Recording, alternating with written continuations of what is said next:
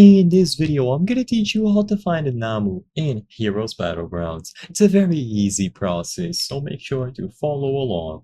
As you might be aware, Namu is a boss available in Heroes Battlegrounds. There are various reasons why you might want to kill him, but primarily killing him gives you a chance of getting Warp Portal. So most people who are going after Namu will do it for Warp Portal, but regardless of the reason, I'm gonna give you information on how to properly spawn and find Namu in Heroes Battlegrounds.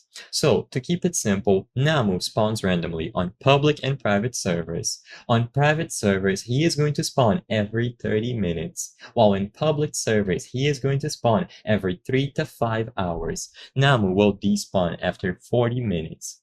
You can also spawn him with 485 Robux, but of course this is very pricey and a lot of players do not recommend wasting that many Robux in spawning him. So to keep it simple, all that you have to do is join a private server and wait 30 minutes and eventually he is going to spawn, or alternatively you join a public server and you wait 3 to 5 hours. Also, make sure that this option is toggled off, because if this is toggled on, it is going to disable Namu spawning. And if you are going after him, you don't want that.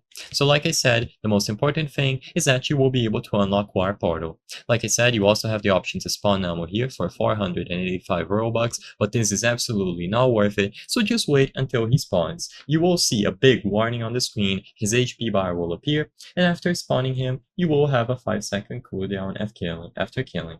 Using respawn game passes will not work until this cooldown is over, and you will be able to kill him over and over again to get a higher chance of getting Warp Portal.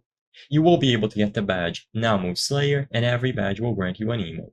I hope I was able to help you on how to find Namu in Heroes Battlegrounds. If this video helped you, please be sure to leave a like and subscribe for more very easy tips. Thank you for watching.